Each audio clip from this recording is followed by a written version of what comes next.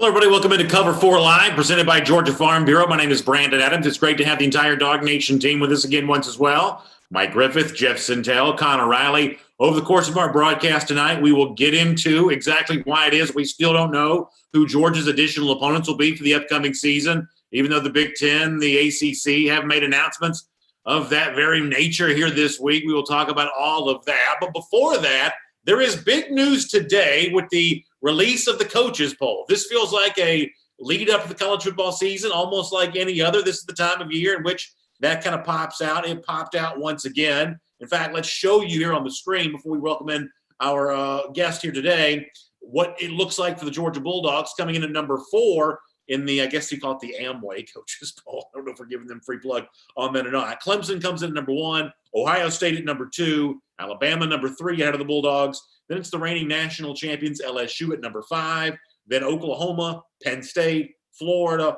Oregon at 9, and Notre Dame to round out the top 10 there. Georgia coming in at number 4 in the coaches poll that was released today. We'll talk about kind of how we think things could change over the course of the season with that. But Mike Griffith, let me begin with you on the topic of where it starts. What did you think when you saw Georgia at number 4 to kick things off? Didn't unmute himself. We're 2 for 2 in that aspect. 2 weeks in a row. Great job. Maybe by the time the SEC championship game rolls off, we'll get it unmuted. I think just what? I just want to say Connor this every week because I know he's going to be unmuted. Mike, go ahead. I'm just going to say this, BA. If you were sitting here, you would be unmuted too. So this is not fair to ridicule us. It's where they ended up last year. Georgia, the only team in the country to finish the last 3 seasons ranked in the top 7. It's a lot of consistency. It's a program knocking on the door. I think it's a fair ranking. I don't have a problem with it. Ohio State and Clemson, clearly they have a path. They have a much easier path to the national title. Alabama 3, they've been there before. Georgia 4. I mean, honestly, it's kind of boring. It really doesn't mean anything to me. Connor, I think that Mike brings a pretty good point in one regard that, polls are fun to debate about. If you look at the 3 teams that are rated ahead of Georgia, Bama's beaten Georgia twice in the Kirby Smart era. Ohio State, a playoff team a year ago, seemingly loaded in almost every way. Clemson, multiple-time national championship winner, also seemingly loaded, as Mike mentioned, fairly easy path towards the national championship. When you look at the schedule that the Tigers have to play, it's hard to argue for Georgia being ranked to start the season ahead of any of the 3 teams that are ahead of it. Yeah, some of the online chatter around it today, I think from the people who don't maybe perhaps know the ins and outs of this team quite as well as we do, or people who follow at the national media level, they know all that Georgia's lost, and they were kind of surprised to see them in there at 4. But with everything Georgia has brought in from a recruiting standpoint year over year, it makes sense for them to be this high. And as much talent as they had a year ago, the offense was just – we've all said it now at this point – the offense was just not good. And so it's hard to imagine the offense being much worse. And with all the talent Georgia still had, they still went 12-2 last year, won the Sugar Bowl. And on the defensive side, they bring almost all that talent back and probably have the most talented and potentially best defense in college football. Jeff, let me bring you in on this, and don't forget to unmute yourself. But, Georgia is ahead of LSU. LSU, the reigning national champion. They've lost a ton off last year's team. But is there a case to be made, or if you're an LSU fan, are you bothered by the fact that you see UGA on top of you in the polls, given what happened in last year's SEC championship between these 2 teams, and then what the Tigers of Ed Orgeron did after that?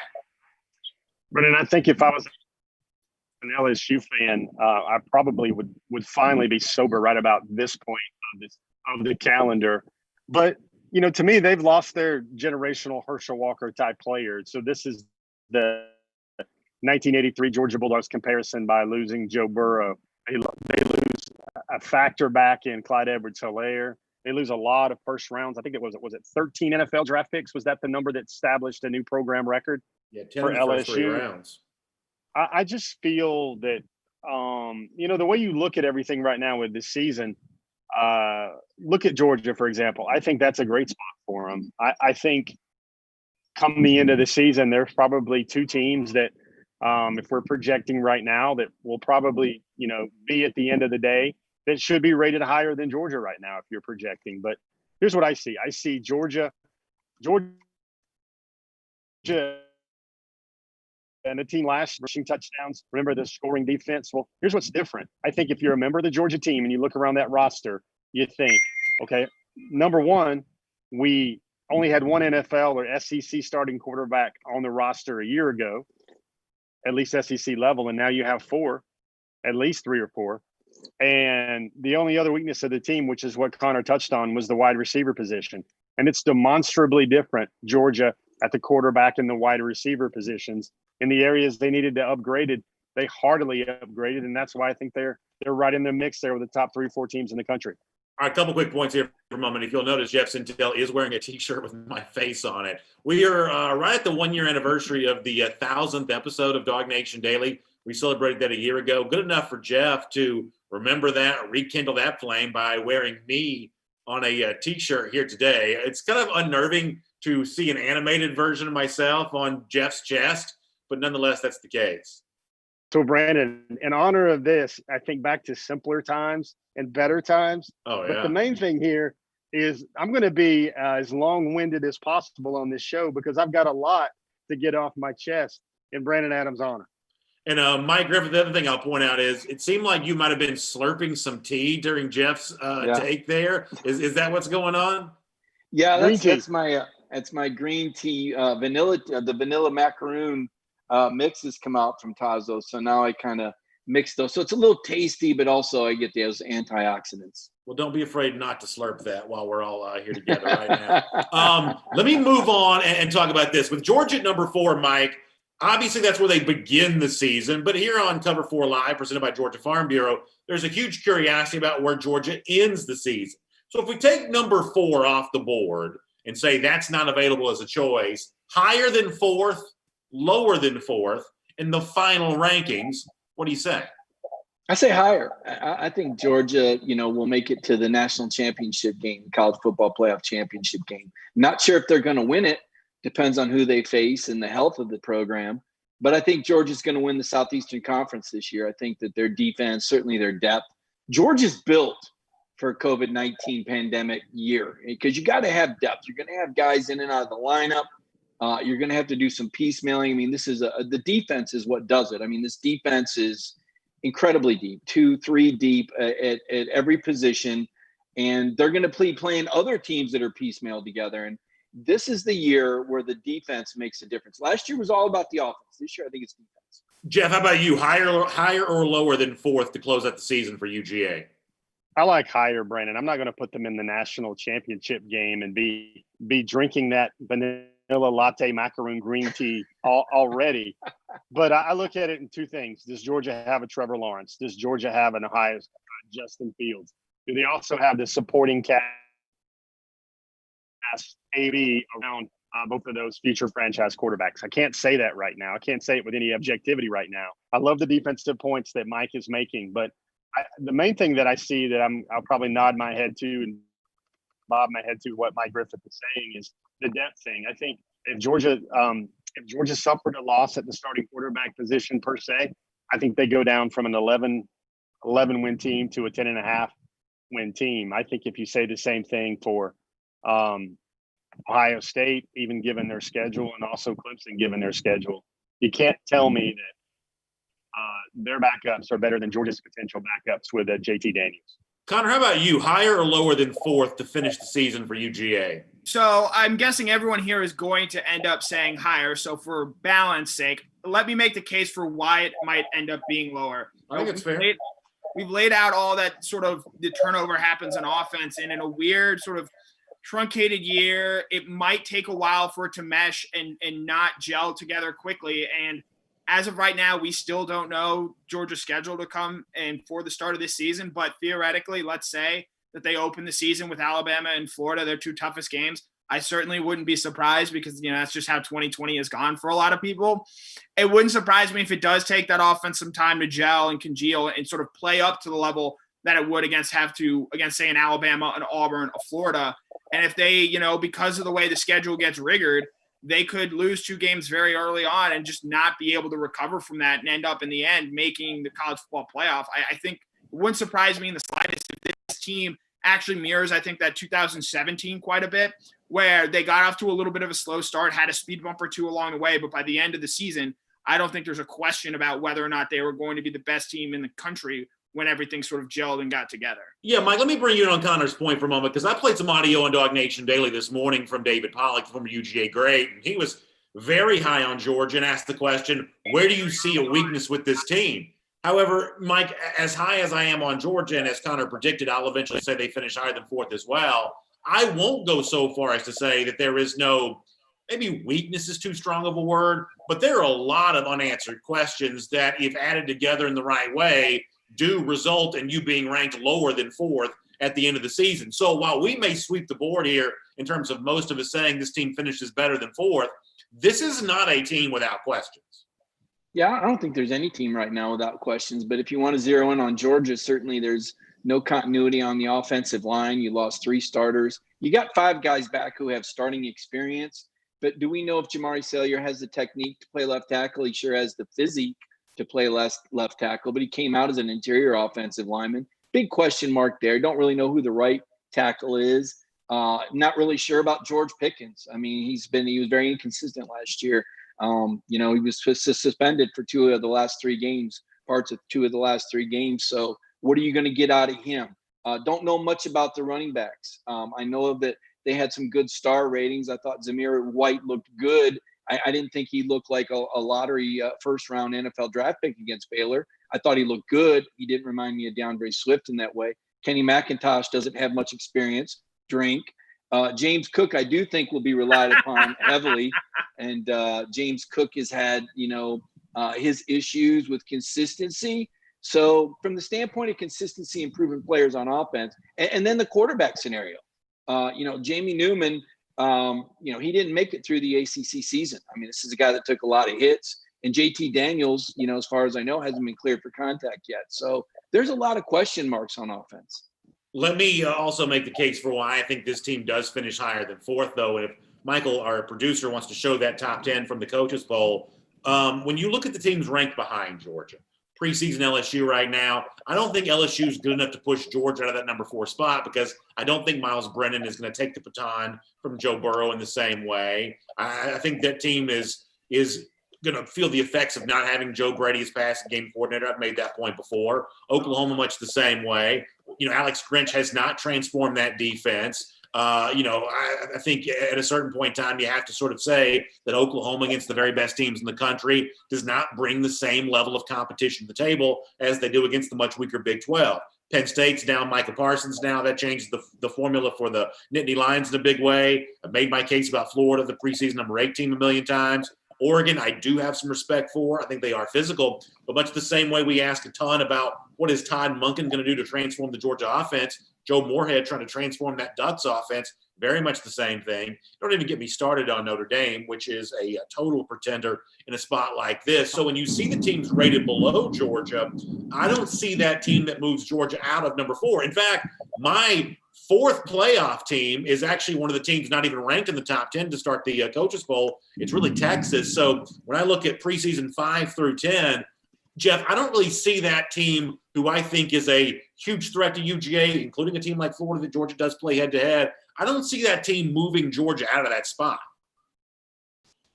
Yeah, I guess, some of the points have been echoed already.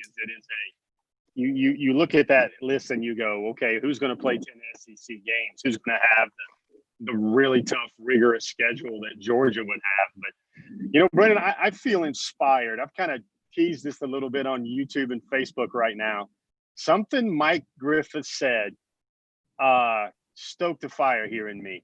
I think he managed to speak for about 91 seconds about all the demerits and warts and oddities or things to worry about the Georgia offense. I don't want to sound like Bob Barker in a game show or anything like this, but let's do a quick auction. Who can go longer than 45 seconds on all the things that worry them about the Georgia defense? I don't know if I can go 45 seconds. Brandon, you say you can talk for 90 seconds about any. Can you talk for 90 seconds about the things that would worry you about the Georgia defense? And my greater point is this. I don't think any of those 5 through 10 have a defense like Georgia's. Sure. And that's why Mike is kicking all those tires on the offense. Oregon might be up there. Oregon has a very good and very talented defense. And BA, you're a fan of predictions. Last year, one of your favorite things is which top 10 or ranked team finishes the season unranked. A season ago, the ombudsman to me says that Florida was the team that you picked to do that. Is there a team that jumps off the page to you this year that could potentially finish the season unranked that right now is in the top 10? That's a great question. I guess just looking at this here, this is on first blush. Notre Dame's going to have an ACC schedule. Hard to see that. I don't see that team. I mean, really, people are like Wally Foster's already yelling at me for not giving LSU enough credit on Facebook. He's going to love this.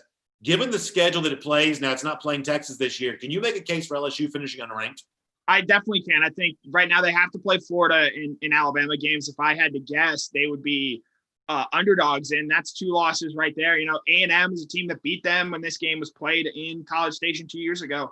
That's a 3rd loss, and then potentially who they draw out of the SEC East. If they get maybe a tough Kentucky team or a tough Tennessee team, I could potentially see a 4th loss there. And I don't know if 6-4, as good as the SEC is, I could certainly see a world, and I didn't even mention Auburn there, who gave them more trouble than anyone last year. I could certainly see a world where LSU does go that way this year. Hey, before we move on to this topic, let's look at the rest of the SEC teams in the coaches poll. Quick one-word answer, yes or higher or lower. Alabama at 3rd, Connor, higher or lower to finish the season? Lower. Jeff, Alabama at 3. Lower. Mike? You go higher. Wow. Well, hold on now. How are you going to have Georgia playing in the He has Georgia, Alabama in the national title game. They're going to play 3 times? No. You can get in the top. You can still be ranked 3rd or higher and not even be in the playoff, depending on the final scores of these games. I could see Alabama. Not in the playoff era. I don't know. Mike, that's a tough needle to thread. If you got Georgia playing the national championship, likely not winning it, but Alabama still finishing higher than 3rd, that's a pretty tough needle to thread. It's almost as unrealistic as a team not even playing in their league championship game and winning the national championship. There's different rules for Alabama guys. How about LSU at 5, Mike? Higher or lower to finish the season? I'm going lower. I like y'all's pick on that. I don't think they're going to finish in the top 10. Jeff, higher or lower LSU at 5? Lower. Connor? Lower. Oh, I'm sorry. Florida at 8. Connor, higher or lower to finish? I'll say barely lower. Jeff? Lower. Mike? Lower. Yeah, barely lower for me there as well. Auburn at 11. I'll say higher because I think y'all are going to go a different direction on this. This is still a very good defense. Big Cat, Poe, Smoke Monday, Bo Nix a year older. I'll go higher than 11 for Auburn. Jeff, what do you think? I can't go higher. I sit there and think about Bo Nix and where his weapons are. Chad Morris, he's going to be a new installed offensive coordinator as well. You got to remember, depending on the other side games they get from the East, they got Georgia already. They're going to take Texas A&M. They're going to take LSU. I think there's some pitfalls there for the Auburn Tigers. Connor, what do you think? Of course you're going to say that Auburn finishes higher because you were always higher on Auburn than just about anybody else on the Dog Nation pages. I'll say lower here for the biggest reason that Jeff just laid out, Bo Nix. Until I sort of see him make the improvements that he needs to, I just have a lot of questions. He made one or two great throws against Oregon last year, and yes, he did play pretty well in that Alabama win, but until I see that on a more consistent level, I just can't buy into Auburn right now. Hugh Nash says LSU, Florida, and Bama all finish lower. Mike, how about you on Auburn 11th preseason? Higher or lower to finish the season? Guys, only 4 out of the 14 SEC quarterbacks made it through last season. Bo Nix was one of them. He's due to get hurt. I'm going lower. Mike continuing his streak of predicting injuries here on Cover 4 Live, presented by the Georgia Farm Bureau. Mike, let me stay with you for number 13. Go ahead, Jeff. Yeah, I just want to thank, the 2 teams that jump out at me, and then when you guys were talking about who finishes, who scratches out of that, you got to remember Spencer Rattler is probably the new gunslinger there for Oklahoma. Not the type of player that Jalen Hurts or Kyler Murray was the last few years. He's a good quarterback, but he doesn't have those wheels that other guys have. The big one for me is Penn State. You see Micah Parsons opting out as well out of that team. That's one of their best, most versatile. They're also planning on not playing, news today, not playing with any fans in the stands. I think Penn State is a team that, what was it the fellas always refer to which is sometimes what are those Jeremy Johnson or other Auburn predictions early in the year. I think Penn State's hot garbage in that top 10 right now. So, by the way, I'm already getting a lot of Facebook chatter on Texas A&M, the final SEC team in the coaches poll. Cedric Newman says they're going to be higher to begin the upcoming or to finish the season. Christopher White, though, disagrees. He says they'll be lower. James Crump does there as well. Jeff, stay with the Aggies here for a moment. Preseason 13th, final SEC team in the coaches poll. Do they finish higher or lower? I think they finish higher. I think I can see them 10, 11, 12 range. I think Kellen Mond, he doesn't get a lot of his due. And folks, you want to talk tight ends, Brandon. Texas A&M is going to roll out some great tight ends in the 2020 season. I like what they showed with some of the guys defensively. Remember how they played Georgia late in the year as well. I think they benefit from an originally planned, much easier schedule aside from those two games. Mike, make it quick because we want to move on. Higher or low for the Aggies? I'm going to go lower because, right now they're sitting there with South Carolina and Vanderbilt, and I think that's the reason that they were picked so high. They'll probably be one of the teams Georgia picks up based on my projection on the schedule. That's going to be another loss for them in addition to Alabama and either Auburn or LSU. Connor, I want to find out more about, Mike, why you think Georgia will be playing the Aggies. We'll do that in a minute. Connor? Because I just said that I think LSU could lose to Texas A&M. Because of that, sort of last game there, I will have Texas A&M finishing slightly higher. Yeah, I think this is a good team. This is one of the things I always get into arguments about with our commenters on Dog Nation Daily. I think Jimbo's a better coach. I think the Aggies are a better team this upcoming season than folks want to give them credit for. We're off and running here on Cover 4 Live, presented by Georgia Farm Bureau. Mike Griffith, Jeff Sintel, Connor Riley, and myself, Brandon Adams. Glad to have all of you with us here this evening. We're all at our homes. It's really, I heard some thunder a little earlier. We may have a little storming going on around us, depending on where you may be. So batten down the hatches, stay safe. Maybe you got the PGA Championship on your screen. I did see where former UGA golfer Brendan Todd's off to a nice start a little earlier. I'm in my kitchen now. I'm not watching that. I'm also focused on my job here as well. So if you've got the PGA Championship going on, we'll let you have Cover 4 Live, presented by the Georgia Farm Bureau as a second screen experience. If you're just joining us, Jeff Sintel is wearing a T-shirt with my face on it. That's from my 1000th show. So good to have all of you with us here as well, and really appreciate our friends at Georgia Farm Bureau for making it all possible. With offices in nearly every community in our state, Georgia Farm Bureau agents live, work, and play in our community, in communities just like that all across our great state, providing support through important agricultural programs and offering affordable home, auto, and life insurance protection. Georgia Farm Bureau is always the home team. You can find out more about the great work they're doing at gfbinsurance.com. That's gfbinsurance.com. All right, let's move on and talk here on Cover 4 Live, presented by Georgia Farm Bureau, about the announcement that I actually thought we'd probably be starting the show with today, that Georgia, knowing who it's going to play as its 9th and 10th SEC game and what will be a conference-only schedule here in 2020. The ACC made its announcement this morning. The Big Ten made its announcement yesterday, but we are still waiting on the SEC to finalize its plans, or at least make those public. Now, Joseph Goodman, who's a columnist for AL.com, wrote on Twitter this week that he had heard that Florida's coaching staff had been complaining about the possibility of adding Alabama to its schedule for this upcoming season. When you hear media members going on the record saying there's complaining amongst the SEC, but the possible additional games, and you find out that the league has continued, I don't want to say delay its announcement, but it hasn't taken place yet, when other college football conferences have come forth and made theirs public. Jeff, are you starting to believe that infighting in the league is what's holding us back on finding out who the additional SEC games are going to be? Well, first of all, that's disappointing. I don't think even the Alabama tail can wag the dog in the SEC. We're all living in, unprecedented times. Everybody says that. Even Rondale Moore's tweet today said that. I don't think one school, even mighty Alabama, and you even hear rumblings about Florida also belly aching a little bit about this. I think it reaches a point where everyone should just take the schedule, be happy to play, move forward. I mean, Alabama has shown time and time again that it can make it to the national title game. It can make it to the conference championship. It can bypass the conference championship without a perfect or unblemished season. I think the bigger worries for Alabama, although they will have a tremendous offensive line, is they have to figure out who the other two playmakers are on the wide receiver positions. like they had last year to make Mac Jones or also Bryce Young look like the quarterback play they had last year. And to be clear, Goodman's assertion was it was Florida that was complaining, but maybe Alabama is there as well. Connor, do you think that there's infighting that's kind of leading to kind of where we're at on this at the moment? It wouldn't surprise me if there's infighting. It came out today. There was a teleconference between the Big Ten head coaches, and apparently Jim Harbaugh and Ryan Day were scrapping a little bit there. Love to hear that. I don't think that this is the reason that the SEC hasn't put out its schedule. Certainly its schedule, but even announced the 2 additional teams. You look at sort of the way things have gone this week. The Big Ten announced their schedule on Tuesday or Wednesday. The ACC announced their schedule today.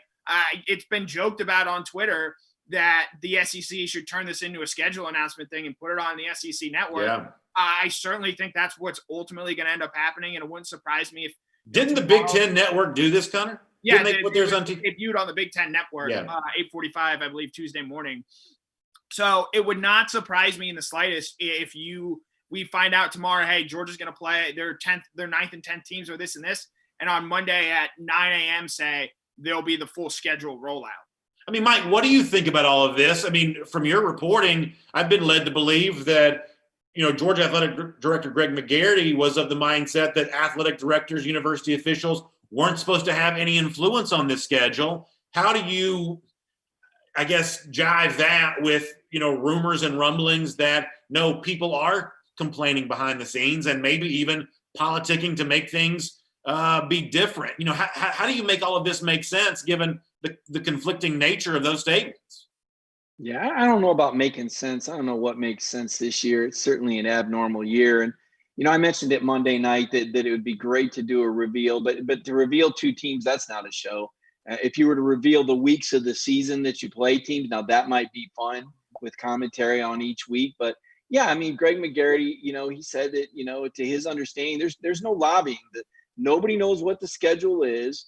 The league was going to do the schedule and issue it, and that was going to be that. So I don't know necessarily that I think for sure that lobbying. It could simply be that the ACC's having their day with their announcement, and the SEC says, you know what, let's wait another day. And now that the coaches' rankings are out, it's one more metric for them to maybe filter into their schedule format. Do you believe that schools, whether it be Florida has been asserted, or as Jeff mentioned, the possibility of Alabama, do you believe that schools are trying to politic behind the scenes on this? Yeah, I don't know. It's a tough call because Florida has been known to politic on other issues. Obviously, when they had the weather delays, Florida was very vocal about when and where they would play and things like that. And obviously, Florida's very vocal about neutral site games and things. So Florida just kind of has that image of getting what they want, and maybe the league things seem to work out well for Florida. I don't know if I can say in this case that that's what's happened, though, BA. It could simply be that the SEC wants to wait another day and have an entire day to themselves. So let's go around the horn here for a second on this, because I'm honestly not sure what the answer is. Jeff, given the fact that you've got about half the SEC West that in a perfect world teams probably wouldn't want to play, and about half the SEC West, as much as it can be half when you've got a 17 division, that most teams would say, yeah, give me Mississippi State, give me Ole Miss, give me Arkansas. I'll find a way to beat that team. SEC East, much the same way. Georgia and Florida are top 10 teams. You probably wouldn't want to play them if you didn't have to. Tennessee was the first team outside the top 25 in the also receiving votes category. That's still a somewhat dangerous opponent. Kentucky was within the first 4 or 5 names mentioned in terms of, votes to make it into the coaching poll. That's certainly a much more difficult game than say Vanderbilt would be. How do you make this fair, knowing that everybody's got to add 2 more games? Or, what would your consideration be to handle this, Jeff? Do you have an idea?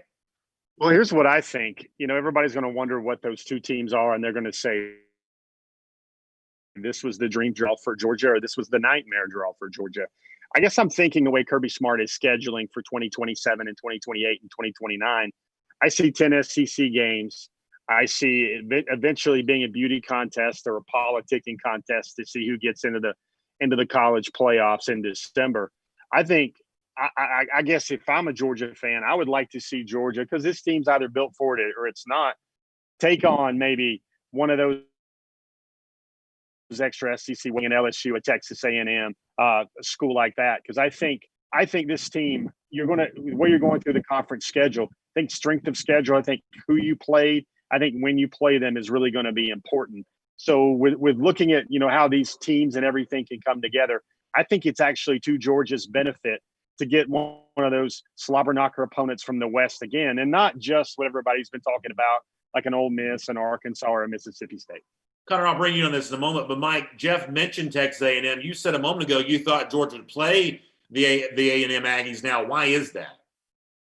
Well, I guess my first thought is that, you're going to pick up next year's game. Everybody, it's too simple for the SEC. It's unfortunate they just don't pick up the next two rotational games. That's the simplest way to do it. But obviously, the SEC's got to be the smartest guy in the room and try to balance things out, even though when I ran those projections, 6 teams were benefited and 6 teams didn't.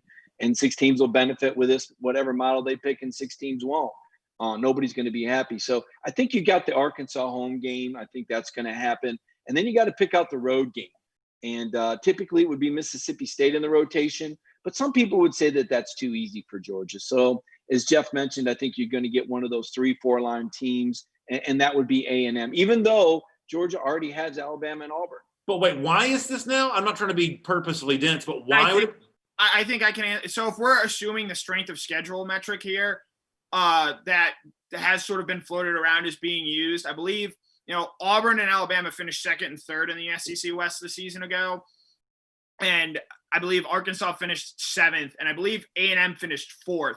So if you're trying to sort of balance it out there and balance out the record there, the math with A&M does sort of line up, especially when you factor in conference wins and losses, than perhaps say a more lopsided Mississippi State team. So and you're in line to go to A&M. It's your turn to go there. Eventually, Georgia is going to have to go to A&M. Yeah. Right. Mike mentioned a moment ago, Connor, that it's only an interesting TV show if you also announced different dates for these games. But just given the fact that Ohio State and Michigan is now October the 24th, I get the sense that if you can change that game, you could change anything. And my guess is that when we do find out the full breadth of the SEC schedule, I think we are going to find out that a lot of these games are likely different dates than we thought they would be. This is more than just adding 2 opponents. This is likely getting ready for a schedule that, while 8 of the games, or at least you knew you were playing these opponents, the order in which you play them, I'm getting the sense it could be wildly different. Do you agree with that? Right, yeah. I mean, we already know that the Alabama game is going to have to be moved since it was originally scheduled before September 19th. And one thing I think the SEC differs from the other big power conferences, or at least the Pac-12 and the ACC, is that they're still doing divisions this year. And so with those divisions, you might put a higher priority on having those SEC East games played first. And so what that does is potentially move those SEC West games towards the back of the schedule, knowing that those SEC East games have a better chance of being played. And theoretically, you have a team that could represent the SEC East in Atlanta come December 19th at the end of the season. I got to argue. Let me provide the other side of that, Connor. I think that makes sense because you want to get the division settled. The problem with that is you risk a rematch if you schedule those games too late in the season. So I still think, if I were a betting guy, I still think Alabama-Georgia will be the SEC opener because, number one, it's a marquee game, but also in case those teams have to play again, you put some – because if you – I hate to say this, but a moment ago, BA was asking what the holdup is, and we went right to the schools. If you ask me, I think the holdup is probably ESPN and programming. I would also agree. I believe them trying to figure out the scheduling for all this is part of the reason why. And I believe ESPN and the SEC have the closest of the college football networks and conferences, and I absolutely believe that is something that is factored into this as well. Mike, you think the Iron Bowl is the last game of the regular season this year? No, I think they'll try to keep it on the same weekend, BA. You know, the model and the words, the buzzwords, when I've talked to all these people, everybody keeps talking about, you know, as close to normal, as close, you know, how can we get through this and get back to as close to normal as possible? And the way to do the Alabama-Auburn game is say, you know what, leave it on the weekend that it's already scheduled for. There's people that have planned around it. There's people that have planned events. It won't be the last weekend of the season, but it'll still be played on the same traditional weekend as always. And it gives you some room for some flexibility and some creativity at the end of the year. Connor? More importantly, I want the Egg Bowl on Thanksgiving Day. If we don't get the Egg Bowl this year, I'm going to be just incredibly upset. Jeff, what you got? That's a good point, Connor, by the way. I like that on Thanksgiving as well. Brandon, maybe this is the T-shirt I'm wearing, which either miss my IQ by 10 points here, but I'm just going to cut to the chase. I think this college football season will be a made-for-TV sport. I think it will be what ESPN, the SEC want to line up. I actually like the model if it has Georgia going through South Carolina, Tennessee, and Florida in November. So that way you won't have those rematches that Mike was pointing at in terms of the SEC championship game. Remember, guys, this is a sport for this year that will be a studio sport largely and a TV sport largely. And what we've seen so far from the Southeastern Conference with all the other, all the King's horses and all the King's men from all these other conferences is the SEC has established a pattern of one-upping everything that's been seen on the field so far. And I think they'll do that with their schedule announcement and also the way these games will be played in October and November. Yeah, I'll put this out there for anybody who wants to respond to it. I'm typically as much of a traditionalist as there is, but there's no current game on Georgia's schedule. I mean, the 2020 schedule, that if it was played on a different date, I'd be apoplectic about that. You know, cocktail party typically, but if it's a small number of fans in the stadium or maybe no fans at all, then when you play it almost doesn't really matter. As Jeff said, it's virtually just a TV show. You might as well play it inside a soundstage. If there's not going to be any fans there, if almost for the most part, you know, doesn't matter. And, you know, so I guess while normally I'm pretty protective of traditions, in this particular case, if Georgia's schedule looked really weird, really different than the way that we thought it was going to look, I'm not quite so sure, unless they clustered too many tough games close together, because really that's going to end up being a bigger argument than who you add. It's how close these tough games get clustered together. Apart from that, I'm not really quite sure there's anything related to Georgia's schedule that I would complain about all that much. I mean, a season ago, Mike knows the numbers better than me here. We saw 5 SEC teams coming off a bye week play Georgia. We've seen Georgia acquiesce to move Auburn up to October. I'm sure while at some point Georgia will get the political points that they've put in for this, it wouldn't surprise me in the least to see Georgia get a rather unfavorable schedule, just given all that has occurred with the SEC. I'll say this. I was a little concerned today when Jerry Moorhead was appointed to the Board of Governors, almost as if Greg Sankey was to say, you know what, Georgia, you're not going to like this schedule, but hey, Jerry, you're on the Board of Governors. They're trying to cash in those political chips elsewhere instead of where it might actually matter the most. Right. Yeah, I think it's going to be very interesting to watch itself play out here. We should find out sometime in the next few days, you would think. And are we thinking here that it's the 2 additional opponents announced, and then the SEC comes back after that and announces the dates? Because so far they've kind of trickled information out a little bit at a time, which has made all of this really fun. I think with what you've seen from other conferences, you know, the Pac-12 announced who their 10th opponent was going to be. The ACC announced the opponents first and then later put out the schedule. I think to sort of maximize the I'm blanking on the official term here, but to maximize the news window, they will go with they announced the 2 teams first, and then a few days later they will put the schedule out.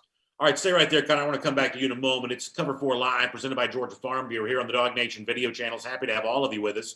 And Connor, along with Mike Griffith, Jeff Sintel there as well. New time for us. We debuted last week. We're here every Thursday at 6 p.m.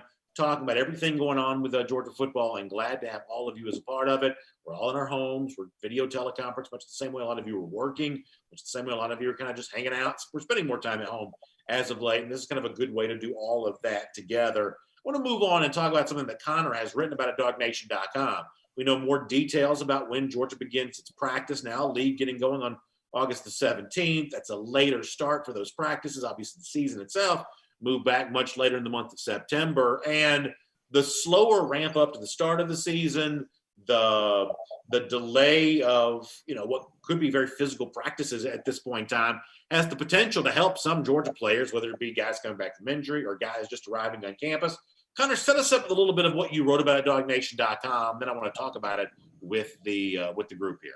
Yeah, so instead of going the traditional, here are the X players that benefit from a delayed start to the season in sort of a longer preseason practice window. I sort of went with clustering guys into certain groups of how this archetype benefits from a delayed start to season. Obviously, I think the guys most important and first at the top of the list are the guys that are coming off injuries. The two that jump to mind, Dominic Blaylock, Drink, and JT Daniels, are guys who are coming off ACL injuries and need perhaps a little bit more time to sort of get their feet back under them, get back up to speed, get, most importantly, I think, comfortable with what their knee is now. But also guys like Arian Smith and Broderick Jones, who have had injuries over this summer, and it was sort of uncertain about whether or not they'd be good to go at the start of camp. Now with a September 26th start date, I think for Jones and Smith, that does potentially help them. The other guys I was sort of looking at, and I'll try to go quicker here, were the freshmen. I think those guys absolutely benefit the most here, just given you get more time with them, you get a better chance to get them up to speed, specifically those wide receivers, Jermaine Burton, Smith, and Marcus Roseme, Justin Robinson as well there. You have sort of the versatile defensive and offensive players, guys like James Cook, Jermaine Johnson, Tyreek Stevenson, guys who can fill a lot of different roles, but we might not necessarily know what they can do best. And so more practice time theoretically allows for coaches, specifically Todd Monken with James Cook, to sort of figure out the best position for him to succeed. And then the last sort of category were the guys who we know are going to be good, but we need to see them emerge as sort of a starters and take on sort of those starters roles. And that happens in practice. So a guy like Zamir White, a guy like an Nakobe Dean, a Lewis Seen type, where they can sort of take on more of a role in practice, establish themselves in those practices before clearly establishing themselves as starters on Saturdays. Mike, you're in Athens. Back when practice were able to be viewed, you were there to see them. When you think about the way that this season differs from most on this Georgia roster, who do you think benefits the most from the current time frame that we're in? Yeah, I agree with a lot of what Connor said. I'll just be more general. I mean, the quarterbacks and the receivers. I mean, this is a brand new offense. There's a lot of the new terminology involved here. And certainly Jamie Newman can't possibly get enough reps. Same with JT Daniels and Dwan Mathis, Carson Beck. All those quarterbacks are going to benefit greatly because they have more time to get familiar with the terminology, more time to throw with the receivers, get the timing, see the sort of continuity that you need that we really didn't see last year. George Pickens, he struggled to learn the offense last year, didn't have a catch in 2 of the first 4 games. This helps George get settled in. Obviously, he's going to be the go-to guy, gives him more opportunity and time, learn the routes. So be going up against great corners when they do have those practices. They're already doing the 7-on-7. And I just think the coaching staff in general, they can maybe learn a little bit more about their offensive identity. I think the defense is great. But to Connor's point, some young guys, Keely Ringo, I think this is a guy who's got a chance to be an impact player. Tyreek Stevenson was a guy, as Connor mentioned, holy moly, we got a ball player, Dan Lanning said. Unfortunately, holy moly, he didn't watch much film and wasn't out there the first half of the year. Now he has learned to study more, and we're starting to see some of those physical attributes emerge, not so much against LSU, but at least he was out there. So a guy like Stevenson does fit that mold, as well as Keely Ringo and maybe some of the younger linebackers. I think Dean is a pretty sharp guy and knows the playbook. I wonder a little bit about Channing Tindall, Quay Walker. Let's see how they grow into this defense, and maybe somebody can find a place to play Nate McBride to justify all these questions and attention he gets every year. I do think that the receiver position, I've said this week on Dog Nation Daily, seems to be the position, if you want to just central in on one group more than any other, for me, it's the receiver spot, partially because Blaylock is coming back from an injury. More time obviously helps there. And also because, Georgia does need young guys to kind of help fully fill out the playing time for that group. Connor and I talked about that this week. When you see those high-end freshman performers, the Jerry Judys in 2017, the Justin Rosses in 2018, what Pickens did for Georgia a year ago, I think you can be tricked into thinking, oh, this is a position where freshmen typically do really well. But it can be a very hard spot for a freshman to play. And for the Jermaine Burtons and the Marcus Rosemes, they face a challenge being guys that Georgia can lean on and believe in their first year on campus. So for me, it's the receiver spot a lot that I put my attention on. Jeff, I know we've had a little bit of an issue with your signal, so we'll try to see if we can get that squared away. But when you look at the way the timeline's playing out this year, who do you think it helps? So we've went through 3 very all-encompassing, check all the boxes answers. I'm just going to think like a football guy. I'm going to think like a football coach. I think the people that benefit from the most from this are the offensive and defensive linemen, because you're playing the games now in October. You're playing much later in the year. It's no secret that a lot of these pass rushers and defensive tackles usually get their wind and everybody says things are gelling and they play a lot better in the second half of the season. That's because it's not 98 degrees outside in the South. I think the other wrinkles of this season no one's talking to me about yet is, one, how hard is it going to be for the preferred those practice squad players. There's no Murray State game. There's no East Tennessee State game now to play. How do you keep those guys involved in practices? To me, probably the most central parts of the team right now will be your second teamers. Look to those second-year players as well. Those are the guys that are going to have to play the whole fourth quarter of a game when maybe you're up 15 points on Ole Miss or 15 points on Arkansas, maybe 30 points up on, another school that's also in the conference that's not strong this year. I think that becomes vital when you have the lead. You want to protect your frontline guys because it's going to be a season of attrition, but then you're going to have to play your 2s and 3s a lot more. And there's really not that learning curve for a lot of guys like a Kenny McIntosh, drink my Laylock, drink Connor, for those guys to get those gaudy stats like that big touchdown run for Kenny McIntosh against a no-name opponent, or that big screen pass for Dominic Blake. Those confidence builder plays are just not going to be there anymore in this 2020 season. One name, folks. We hadn't brought it up yet, and maybe I'm the Cedric Von Pron Granger drink guy, but if you give him until October to play full games, that's a lot of time for him to become one of Georgia's top 5 offensive linemen. Well, let me squeeze this in real quick, Jeff. You've reported about Broderick Jones' injury, however it went down. How does the slow start to the beginning of the season potentially help him work his way back into full health? Well, I think that's the right tackle audition job. You're gonna see 3 or 4 names. You're gonna see Xavier Truss, Broderick Jones. You're gonna see Warren McClendon kind of auditioning to see who can be the right tackle. I actually think Tate Ratledge early in the year will be more like a Cade Mays. Maybe potentially his best spot is actually a guard because he doesn't really have those huge arms that maybe some other guys do. But I'm going to tell you what, if Broderick Jones is 90-95% by mid to early September, it's going to be really hard to keep him off that second team group and competing for playing time. He's just that special of an offensive line signee for Georgia. And from what I've heard, what I learned about that was only going to be a 4-week injury where he would be back and be ready to go. Cover 4 Live, presented by Georgia Farm Bureau. Make sure you check them out online. They'll take really good care of you. You can find them online at gfbinsurance.com.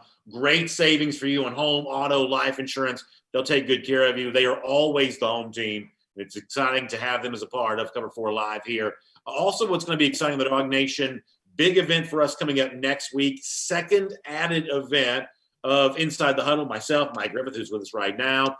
He and I will be getting together with some folks, much the same way that we're all talking with each other right now, but a very special, limited event. You must be ticketed to be a part of it. We've already announced one of those on August the 11th, and we've added one now for Wednesday, August the 12th. Very limited number of these tickets here left over right now, so please go to dognation.com. You can find out more about being a part of that. Mike, I know you're just like me, very excited about interacting with dog fans. You love doing that. I love doing that. Through the magic of video teleconference, we get a chance to do that together, which I think is going to be a ton of fun. I can't wait to be with you this upcoming both Tuesday for the one that's already sold out, Wednesday on August the 12th, an event that folks still have a chance to get some tickets and be a part of. Mike, I'm looking forward to being with you for that. Yeah, no doubt, BA. And as much as you and I are going to, kind of dish and share more opinions, I kind of, this might sound silly, but like I always look forward to seeing the background. I want to see Jeff's out on his porch, Sure. and today you're showing off that beautiful kitchen, and Connor's got the cool bachelor pad, but I feel Georgia fans, they're gonna have like the man cave stuff. Like I can already, there's gonna be Georgia banners, people are gonna break out their Georgia jerseys, their hats, and it's a show because you're not just throwing out there your questions and your thoughts, but you're presenting. I mean, look at everybody gets to be Brandon Adams in the Zoom room. How do you present? Can you pitch your voice like this? Like Brandon is a pro, right? I just go unplugged and drink too much caffeine. I don't know what your strategy is going to be. Drink, not drink. But it's going to be fun to see the different people as they present their Georgia ideas, questions. And we're all in that room for an hour. And BA, the fact that we're keeping it as a smaller group, people are going to have a chance to really mix it up and talk and discuss. And gosh, by next Tuesday or Wednesday, that SEC schedule is going to be out. And everybody's going to have a completely different mindset about the Georgia season. So I think the timing is great. Tuesday night sold out in 24. This one's going to sell out probably by the end of the show. So, folks, I really encourage you to jump in here. I promise you won't be disappointed with it. It's going to be a lot of fun. Yeah, dognation.com for more details on that. Our final cover four topic for tonight before we start getting some questions and comments here in just a moment. We have seen a flood. I don't want to say a flood, but it's a growing list of names. Rondale Moore, the running back from Purdue, added to that list. Micah Parsons, maybe among the most well-known names from Penn State, the linebacker, but it's a very good defensive lineman from Miami, very good wide receiver from Minnesota, very good defensive back from Virginia Tech, who've chosen to opt out of the upcoming season. Some lesser-known players have done this on kind of a redshirt basis where they plan to come back to their school the following year. Others, some of the well-known names, including I just mentioned, are now looking towards the NFL draft. When South Carolina coach Will Muschamp spoke with reporters on Wednesday, he said that two players, I believe, on his roster are choosing not to play for this upcoming season. Connor, what are the chances you think that Georgia could deal with this the way that other schools are? I believe Chandler Wooten, the Auburn linebacker, has announced that he's not going to be playing this upcoming season. If it's that prevalent, is this something that you believe that Georgia will have to deal with? I almost certainly think they will. I think you look at a lot of the guys that have opted out at the NFL level, they tend to be heavier. They tend to be along the lines of scrimmage. It wouldn't surprise me at all if we do see a couple of defensive linemen or offensive linemen from Georgia opt out, just given the way this disease is. Micah Parsons in his story mentioned, he has a young son, and that being a factor. I know for a fact Darnell Washington has a young child that would certainly, as a parent, worry you about the potential of getting it there. Dabo Swinney is speaking right now, and he revealed that Xavier Thomas had COVID, and he's really struggled in the aftermath of that, getting strep throat and his weight being sort of an issue in him trying to get fully healthy. So I absolutely, with the health risks that exist because of COVID, would not be surprised in the slightest to see a couple of Georgia players decide to opt out of this season, but not based on draft positioning like we've seen guys like Micah Parsons, guys like Rashad Bateman out of Minnesota. I don't think necessarily Georgia has anyone on the team that is right now in that sort of same rarefied draft air to have those guys make that decision based off of that. Mike, what do you think about this? Is this the kind of thing that you think Georgia's going to be dealing with? Yeah, and to me, one of the players that would be eligible would be LeCount, but he's so into the team. He's such a leader. I think Richard LeCount is really focused on his legacy. I've had some exchanges with his mom over Facebook, and that family is just an incredible family. They're just a great Georgia family. You look at Richard's involvement with the heart patient. Richard's one of those guys that you just know his legacy will go on for decades beyond his career. So while Richard probably could go pro early and be a second or third rounder, even without playing, I think he'll stick because he's a leader. I wonder a little bit about the cornerback position. I wonder a little bit about Tyson Campbell, just a little bit, not necessarily because of a family issue, but he's not even assured a starting spot. Him or DJ Daniel, could one of those guys? I don't know. Defensive line, you mentioned the down lineman, Azeez Ojulari. Boy, what a physical presence he has. But another guy that I think could benefit significantly this year, BA, if he can turn those 35 pressures into 16 or 17 sacks. So to your point, the rarefied drafter, maybe been counted that use that terminology. There's really nobody out there, really except for, Jamie Newman. He would really be the only one you look at that could say, what, I can go pro and I'm projected as a first rounder. But I think Newman's got something to prove too. So while there may be one or two, I would hedge against it being major contributors. Yeah, it's an interesting Georgia team, Mike, in that, and Jeff, I'll bring you in on this in a moment, but this is obviously the number 4 team in the country according to the coaches poll that came out today, but there's no Andrew Thomas on this team right now, someone that started his final year knowing that he was going to be a first-round pick. There's really no one on the Georgia roster I view as a surefire first-round pick. There are a number of guys who could potentially play their way into the first round. A lot of those guys are on defense. A couple of them are probably in the secondary. But there's no obvious first-round pick right now.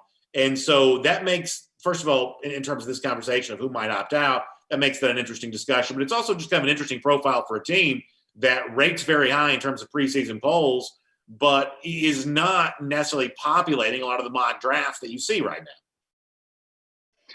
Yeah, Brandon, I think it's a combination of factors. And I think the first one is we've all hit on it, is Georgia's got a lot of guys that are in a level up year, whether they're going to go from third round to second round to first round, back of the first round in Newman to maybe the top of the first round, which might mean $15 million in a contract for Newman.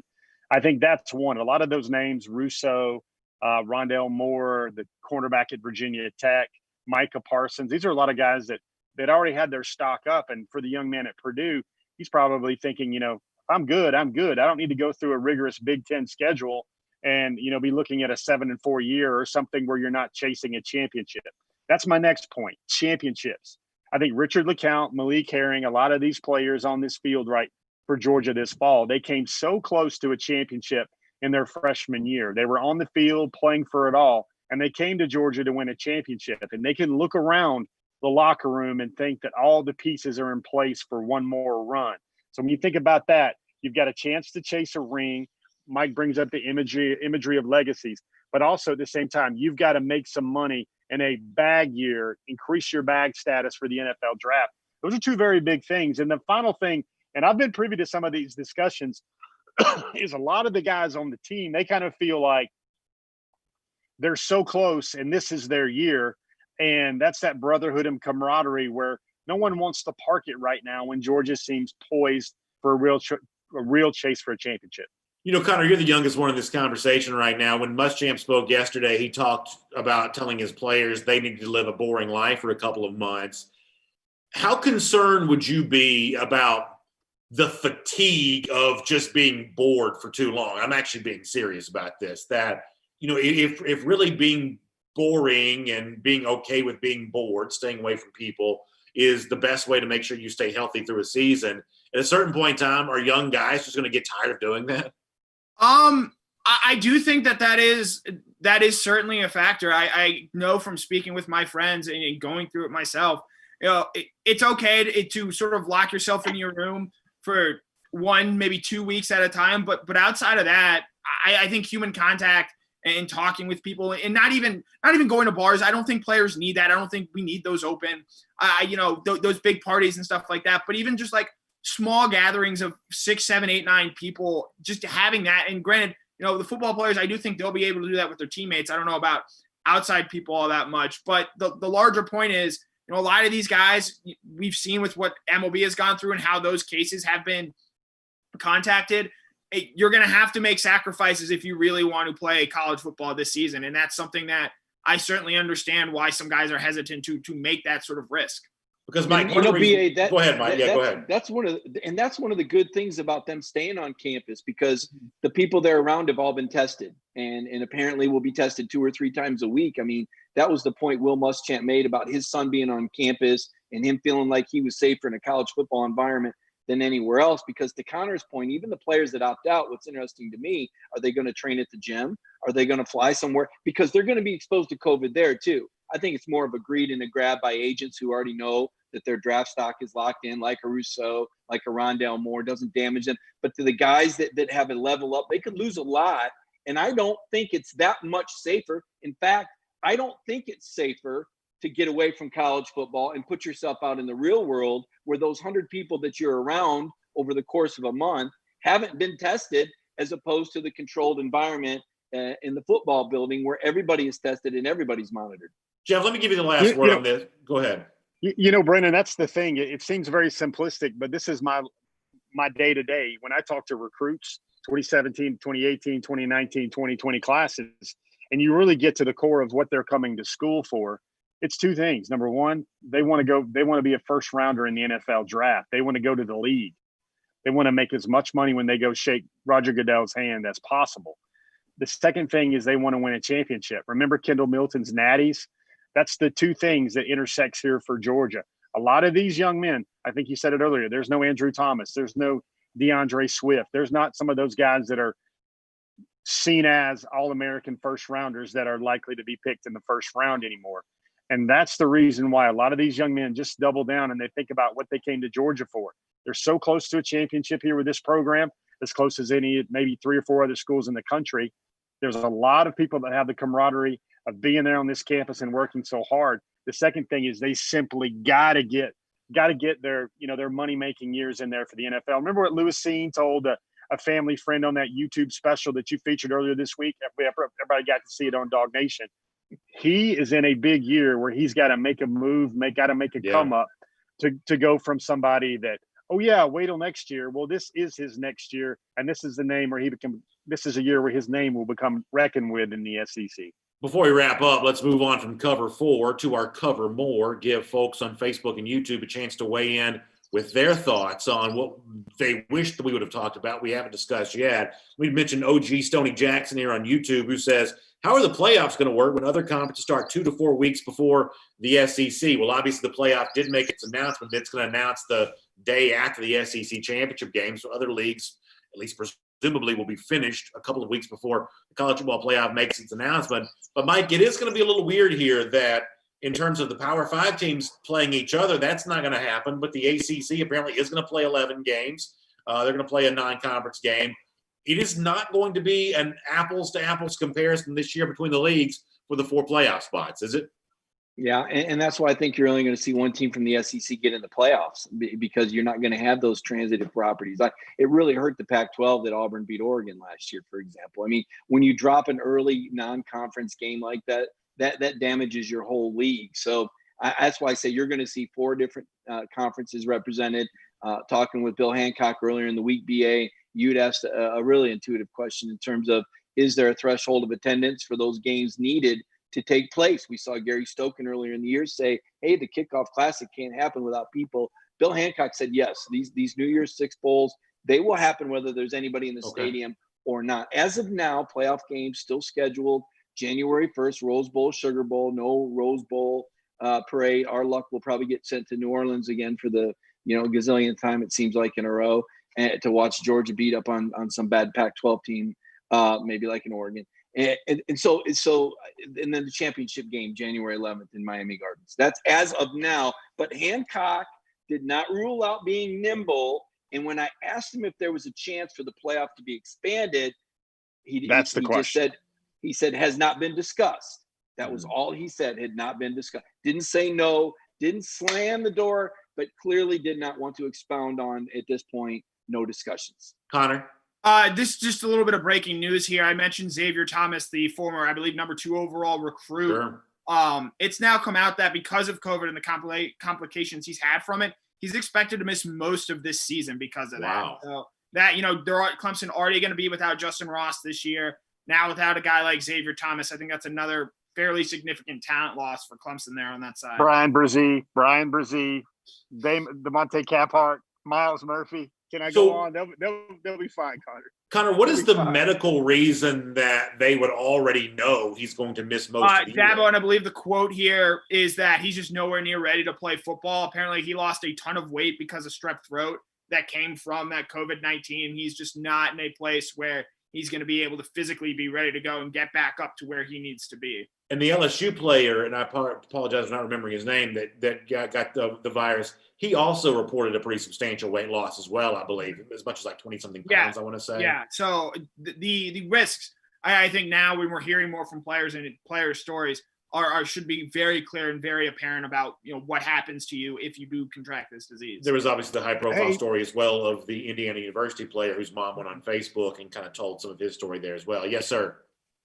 Mike, let's flesh this out. I don't want us to leave that dangling Chad or hanging Chad there.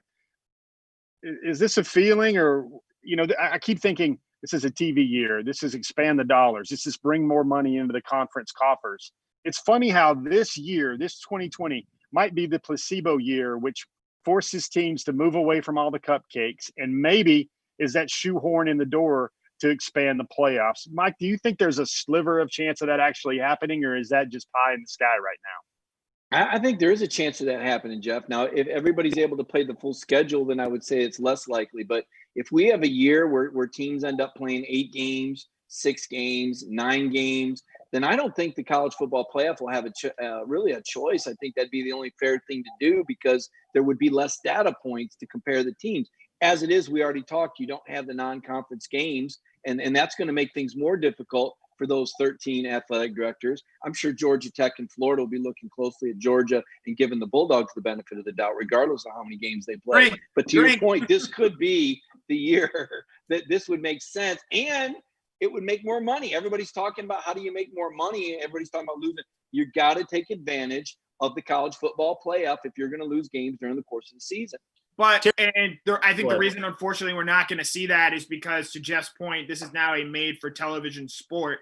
and that would involve ripping up the television contracts that exist, and deciding we're going to completely rework that. And I don't know if ESPN in particular is willing to do that at this point, given they still have it budgeted out for, I believe, till 2026. Yeah, they're not going to expand the playoff for competitive reasons. They're going to do it for financial reasons. And that's the kind of price tag that's not going to be a very quick negotiation. I'll say this, BA. I think I was out in in Phoenix about 6 or 7 years ago. And I was talking to an ESPN representative that came to our football writers breakfast. He said, you know what? We don't want to play. We like the way this works, this BCA. And as soon as he got done talking, I turned around to the guy next to me and said, there's going to be a playoff. ESPN, to your point, is greedy. Their television, they need money. Their amusement parks are in trouble. Their cruise lines are shut down. They've got to make as much money as they can. And if they get the opportunity to expand the playoffs, they absolutely will. It would be to the chagrin of Bill Hancock and many traditionalists like myself and Connor that like the tradition of college football and games like Georgia Tech. But I think that for the sake of the money, and you could mask it in the interest of fairness, that you could go, and I don't think they'd have a problem, BA, with saying, you know what, we got 5 years left on this contract, but because of COVID, this is what we got to do this year. So Terry Fincher brings up something interesting on Facebook. We'll make this our last comment. We'll get ready to move on after this. He says, and I'm presuming that Terry's a Georgia fan, he says, I'd like to watch Alabama and Florida play each other. He says that'd be an entertaining game. When the Big Ten announced its schedule, I'm not saying they did this deliberately, but it is eye-opening that, for instance, Ohio State didn't get Minnesota. Wisconsin going cross-division didn't get some of the tougher teams they could have gotten. Like I said before, it's not me saying that it was intentional. I don't know if it was or if it wasn't. But certainly there were some cross-divisional games that could have been built that weren't. So if you're the SEC here, is it better to give the better teams lesser competition to preserve their chance at the playoff, or is it better to give the TV folks the kinds of games like Alabama, Florida, which make the product more attractive here? And I guess ultimately, which of those directions do you think they're going to lean in? To me, that is the kind of the big debate that's out there today. We'll go across the board. Connor, begin with you. Just the kind of feeling you get for what these additional games will eventually look like. I think that the SEC, and as I think we've sort of seen with other leagues, to a point, they're going to put the big games on there, keep them the way they are. You saw Clemson, Notre Dame get kept on that schedule, and they very easily could have tried to move away from that. But I do think that you're going to try and see some protection of the bigger teams here, because the money for these schools to be made by making a college football playoff, by getting into a New Year's Six game, is so significantly higher than the occasional one really big rating weekend for ESPN, that they're going to try, like I believe Florida and Alabama are doing, are going to try and push to sort of have a sort of easier potential path to the playoff that gets a very, very good SEC team into that, more so than a chaotic, possible Pac-12 looking conference where you have 2 or 3 really good teams, but they all have multiple losses. Jeff, how about you? I think it's all about eyeballs on the screen. I think that's what all they're hitting about. It's inventory, it's product, it's where eyeballs are on the screen in the third and fourth quarter, things that they can hype up. Remember, a lot of these games this year won't have the grandeur and circumstance of a team in Pasadena all week eating prime rib or going to Disney World and everything else like that. It's got to be about the games. It's got to be about the sport. Remember some of those BCS playoffs when Notre Dame got in and they did not fare very well. Some of the Oklahoma performances over the last 3 or 4 years.